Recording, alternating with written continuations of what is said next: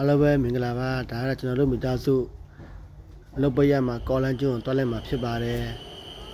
ကျွန်တော်တို့အရင်ထွက်လာတော့တူတူပဲခင်ဗျ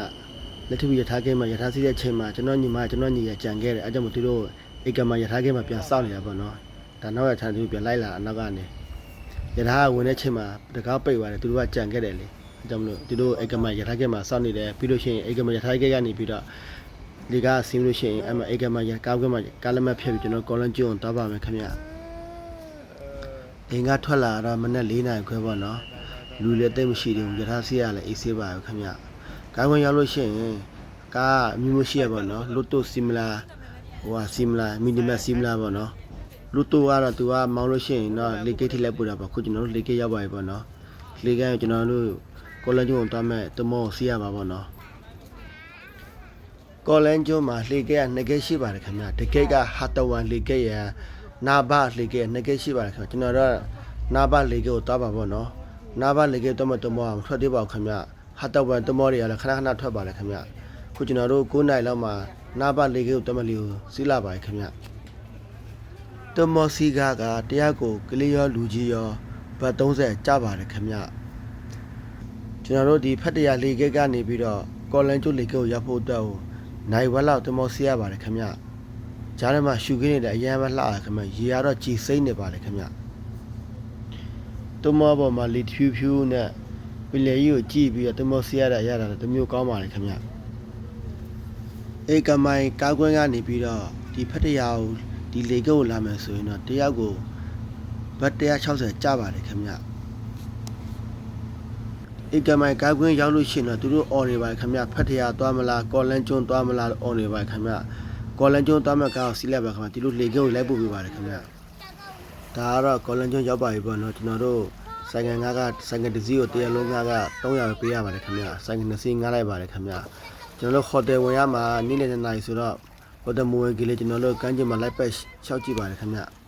ကလေးတွေကတော့ရေသွင်းရေချိုးဖို့ပဲစဉ်းစားကြပါတယ်ခင်ဗျအခုကရေချိုးလို့မရသေးပါဘူးခင်ဗျကျွန်တော်တို့ဟိုတယ်ပြပြီးမှဝက်ဆိုက်ပါလေးပြီးမှပြန်ချိုးပါမယ်ခင်ဗျညနေ2နာရီထိုးရမယ်ဆိုတော့ကျွန်တော်တို့ဟိုတယ်ကိုပြန်လာပါခင်ဗျချက်အိမ်ဝင်ပါတယ်ခင်ဗျဟိုတယ်ကတော့ကျွန်တော် online ကနေငှားထားတာပေါ့နော်တညအောင်4တောင်ပါခင်ဗျတညပဲအိမ်မှာပါခင်ဗျဟိုတယ်ငှားတဲ့လူရှိရင်တော့သူလေကဲမှာလာကြိုပါတယ်ခင်ဗျဟိုတယ်ကြီးဖုန်းဆက်ပါလေကဲရောက်ပြီလို့သူတို့လာကြိုပေးပါလေခင်ဗျဝန်ထမ်းတွေကလည်းမြန်မာပြည်သားဆိုတော့အဆင်ပြေပါလေခင်ဗျကျွန်တော်တို့တဲတဲ့ဟိုတယ်ကမနက်စာလဲပါပါတယ်ခင်ဗျဆိုင်ငယ်ကတော့ဟိုတယ်မှာငှားလဲရပါတယ်ခင်ဗျဟိုတယ်မှာငှားဦးလာလဲတဲ့လူနေကြီးပြန်ဆိုရင်လည်းလေကဲမှာငှားလို့ရပါတယ်ခင်ဗျတစည်းကို300ပါခင်ဗျတနေ့ကိုမောင်းလို့ရပါတယ်ခင်ဗျဆိုင်ကယ်ကတော့ဒါကတော့ဟိုတယ်ရဲ့ရေရှုခန်းနဲ့အိမ်နဲ့တွဲရအခြေအနေပေါ့နော်တန့်ပါတယ်ခင်ဗျဟိုတယ်မှာတရက်လောက်အိပ်ပြီးတော့ညနေ3နာရီခွဲ4နာရီလောက်ကျွန်တော်တို့ကမ်းခြေကိုသွားပါတယ်ခင်ဗျဆိုင်ကယ်မောင်းပြီးတော့ဒီကမ်းခြေကတော့အရင်မှလှပါတယ်ခင်ဗျကော်လန်ကျွန်းမှာရှိတဲ့ကမ်းခြေတွေကတမျိုးစီလှကြပါတယ်ခင်ဗျဒီကမ်းခြေလည်းတမျိုးလှပါတယ်ခင်ဗျဒီကမ်းခြေကကျွန်တော်တို့တဲတဲ့ဟိုတယ်နဲ့နီးပါတယ်ခင်ဗျဒီကမ်းခြေနာမည်ကဟာတယာလို့ခေါ်ပါတယ်ခင်ဗျ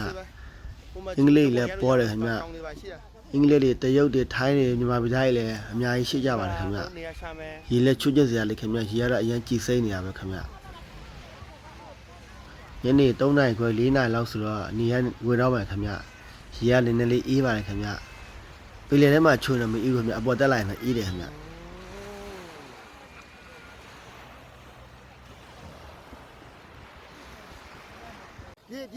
ပြေကိုပဲပြေဒါကတော့ပင်လယ်ထဲရေချိုးတော့ပါပေါ့နော်ကျွန်တော်ဇနီးရကျွန်တော်တားငယ်ကျွန်တော်သမီးကြီးရပေါ့နော်သူတို့ရေကြမကြိုက်မြင့်ပြောင်းမယ်နော်ကလေးတွေလည်းအရင်ပြောတာပေါ့နော်ဒါကတော့ကျွန်တော်ပါခင်ဗျကျွန်တော်မောင်လူကျော်ပါခင်ဗျစတာပါခင်ဗျကျွန်တော်လည်းဝီယူရတဲ့ဝိုင်းနေပါတယ်ဆိုတော့ဟိုနေ့နဲ့ဒီနေ့နဲ့ရှောက်ရတယ်ခင်ဗျဒါ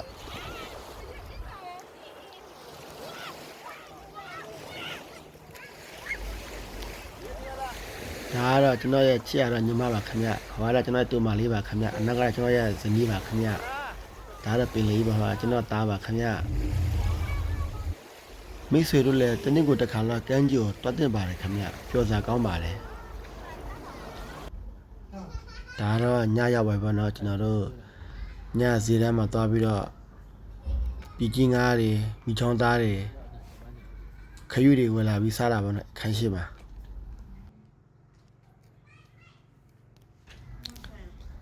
ကျွန်တော်တို့မနေ့စာစားပြီးတော့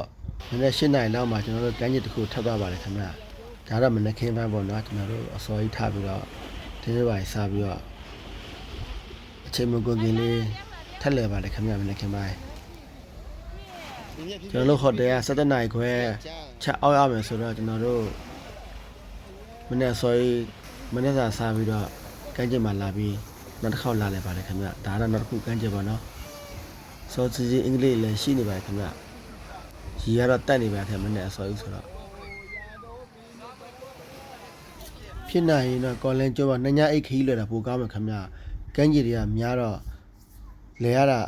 ကောင်းကောင်းမနှက်ပါဘူးခင်ဗျကန်းကြီးတွေကအကုန်လုံးလှရီရလည်းကြီးစိမ့်နေပါခင်ဗျဒါကကျွန်တော်တို့ရှော့လိုက်ခဲ့တဲ့ဓာတ်ပုံလေးတွေနော်တင်ပြပေးတာပါဒါကတော့ရုရှားလေးပါလို့သူကလေးလေးချစ်စရာကောင်းပါတယ်ခင်ဗျအားလုံးပဲမင်္ဂလာပါဗီဒီယိုအဆုံးထိကြည့်ပေးရအတွက်နောက်နေ့တွေပြန်ဆောင်ကြမယ်နော် bye bye see you again